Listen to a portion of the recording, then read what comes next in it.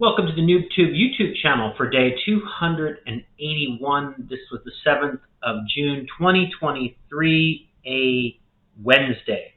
So I did exercise, I did Remote Wellness Academy, I did books, I went to the grocery store, went to the bank, and that was pretty much it. And so gratitude for the day goes out to the people at Designer. It's a ebook creator, and it's really good because what it does is it takes some of the videos that I'm making and it actually turns them into written content. So it takes the voice narration and then puts that into into content, and then it lets it, it puts it into an ebook format. And that's what I'm attempting to do here, is now take this and start publishing and producing content on a daily basis. As part of what I told you yesterday was the goal being to get this, to produce content every day on a daily basis. So what am I thinking about today? So I have a lot of different projects going on, and that has been at my detriment. So I've got FBA books and, Amazon business. I make a modest profit with that. I have 2 virtual assistants that assist me with my Amazon business, and that's always been a good thing. So that is a definite keeper. I'm definitely keeping that because that's something that's definitely working for me. I also do some coaching for the tool associated with that, running that business, which is called Zen Arbitrage, and I do an occasional coaching session, and they pay me for that. But mostly I'm making money, using the actual tools and systems for books. Then I do land. I have some land parcels for sale. I occasionally buy a piece of land and sell it for profit. I've had modest success with that. I am Academy, which is a trading and now travel platform. So I'm studying that. I'm studying a program for Remote Wellness Academy, becoming an online coach, wellness coach. I'm currently in Melaleuca, which is a health and wellness company. I'm not currently promoting that. I'm just basically a customer, but I have signed up to do that. I did solar sales. I'm a life insurance agent, so I've got I do well with ACA. I've been trying to break into Medicare, but I'm thinking that I'm just going to continue to do ACA sales because I have a system set up which basically is automated. I just process requests for enrollment from people, and I don't have to speak with them. So I like that. The real estate agent, insurance agent. I do a program where I'm, working with an autoresponder. So I've got too many tasks. So this is something that my coach has told me, is that I've got too many different tasks. And, I'm 52, going to be 53 next month. And the thing that my coach has told me, and it's true, is that I'm doing too many different things. So I have to consolidate them. I have this, like I want to take on the world. I want to make all this money, but, I really do not want to work for it. I want it, I'd rather take the quick nickel than the slow dime. And, I've worked, like I said, I did 20 years in the military on active duty, and I did 10 years in the State Department. And, I've had 2 full careers. And, now I want to be semi-retired. I want to travel. That's something it's on my radar. I want to do travel blogging. I have another business, which is essentialtravelitems.com.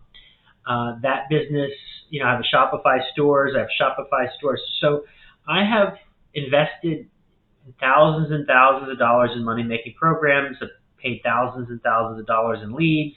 I've squandered lots and lots of money. In some ways, I've made a little bit in some modest ways. And I'm like, I know that, like, I'm on the precipice of a breakthrough, but a lot of times the things that I've been involved with haven't worked because I haven't made the commitment to go all in and to really, like, just focus on one of them and go all in. And a part of me is like, I really don't. Like when I got my real estate license, so my coach tells me, like, my coach is like, hey, I coach people who make, 6-figure monthly incomes with real estate, being a real estate agent. And, you know, there's some really big money to be made in real estate.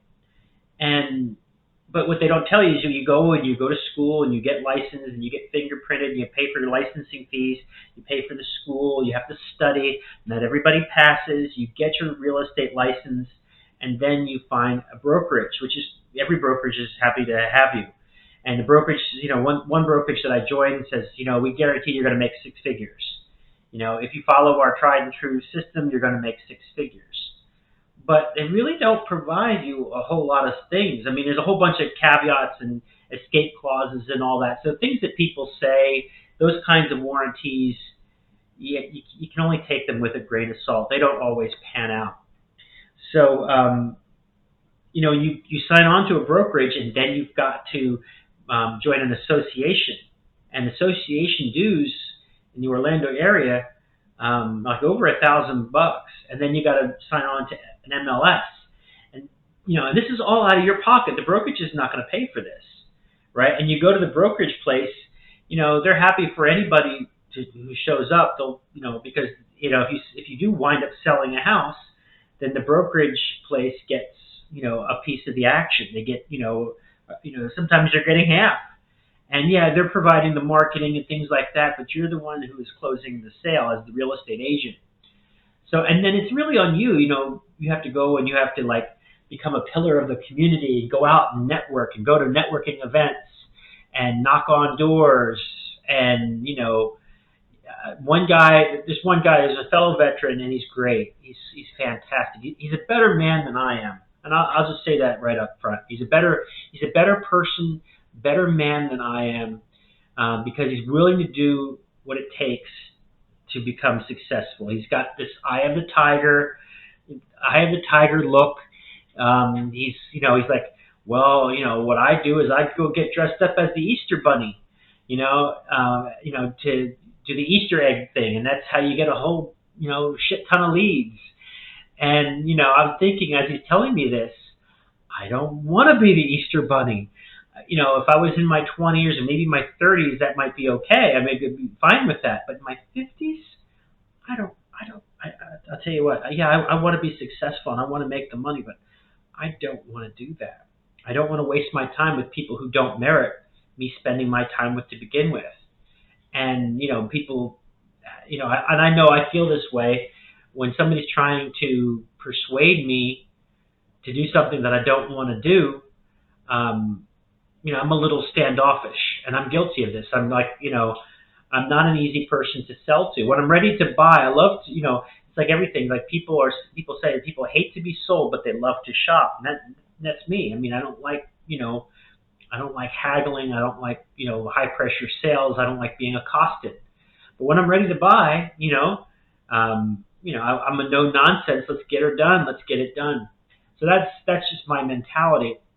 And, and I really admire people like my coach who are able, my coach is very critical, and, he's trying to help me bridge this gap. He's trying to help me, assist me in understanding, like, sales is the highest paid profession in the world. If you can sell, you're always going to have opportunity. But I just don't want to do all that. If I can make, let's just be honest. I mean, but before in my younger days, I want to be a millionaire. I want to be a multimillionaire. But you know what? Now, if I just live comfortably and I have a regular income coming in and I only have to work a couple hours a day, that's the outcome that I desire the most. I'll tell you a story. When I was in Thailand, this is, I had worked in Thailand. I worked for the government, U.S. government, and I was absolutely miserable with my job. I had gotten a very unlucky draw. I did not work for good people. I did not work with good people. There were some that were good, but I had a lot of challenges, and then I had challenges with my health at the same time. And it was a perfect storm of bad circumstances. And some of it I contributed to that situation by not being prepared to handle an emergency, but I digress. Um, that's that's what can happen. But I met this individual when I was in Thailand, and he was a life coach. And this life coach had a couple of clients. So he would work maybe 3 or 4 days a week for 3 or 4 hours a day. And he was from the Netherlands.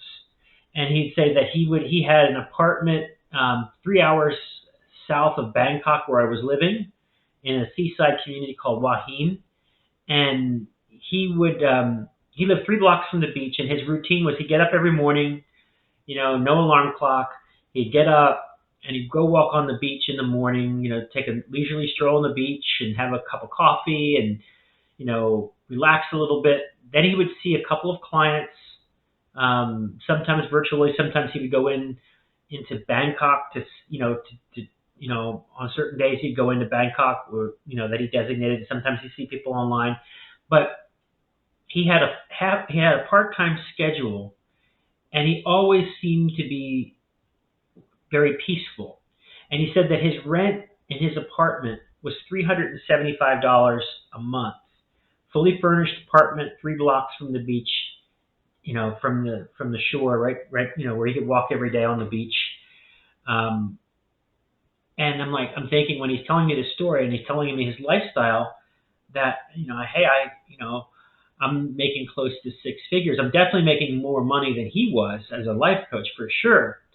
But he generated all the money that he needed to have a very comfortable lifestyle, and he was at peace. And he just had, he would go out, and after he work half a day, then he relax and then go out in the evening, and he always had money for dinners and going out and having a few drinks, or sometimes he'd chill or whatever he wanted to do. He had a exceptional lifestyle. And here I'm working like 12 hours a day, between 8 and 12 hours a day, and not getting any overtime compensation, and just doing a lot of work that was nonsensical work just to please somebody else. It was so unfulfilling, and that's another story. But the point of this, what I'm telling you, is that the gentleman who was the life coach in Thailand had the right idea. He's like, that's more important than being wealthy. Do you want to make $1 million and just have health consequences like I did? Like, I didn't generate $1 million, but I was getting close to 6 figures, and I had health challenges, and I was stressed out all the time, and I just wanted out. I just wanted to be out of that situation. I just didn't want to do it anymore. Do I want that kind of life and make a whole bunch of money and be miserable, or make a little bit of money, have all of my needs taken care of, and maybe some of my wants, maybe not all of my wants? You certainly can't, the life coach could not live as a baller, but he lived good.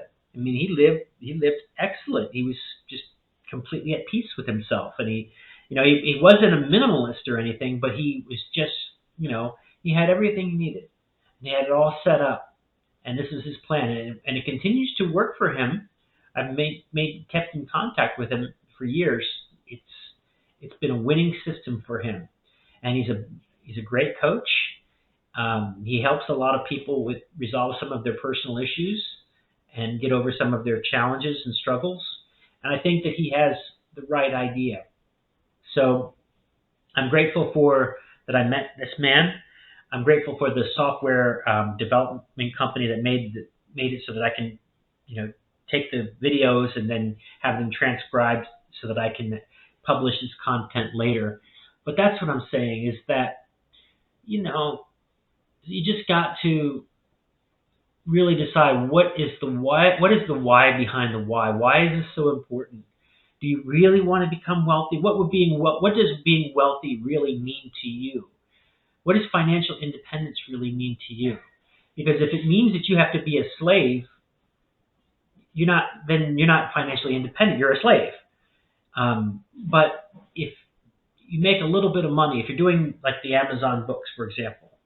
Now, I definitely, there's nothing really to brag about with my my book income, but it's been consistent.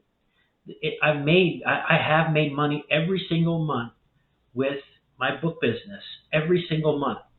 And it's like clockwork. As long as I just keep up my ordering, and I can do this any time of the day or night, anytime day or night. I can have books sent to a prep center. I have two VAs in the Philippines that help me with the management of my account. So this thing requires, I have to put in a few hours, maybe like an hour a day. Let's call it like an hour on average, an hour a day, maybe 10 hours a week, maybe a couple hours more I would spend. But when it comes to ordering and repricing and the management at the prep center and management of the books at Amazon, maybe I'm spending about 10 hours a week with this business, but it can be any 10 hours that I choose. It's like, as long as I put it in, and I can do it at Starbucks. I can do it, in a hotel room. I can do it in the comfort of my home. I can do it, laying on bed watching TV. A lot of times I'm watching YouTube videos while I am, managing my book business. I don't have to be persuasive. I don't have to have any kind of sales ability. I just have to find the right books that people are, that are in demand that people will buy. And, sometimes, a third of the time they sell at the price that I want. A third of the time I break even. A third of the time I lose money. But overall, I'm successful in doing, my book business.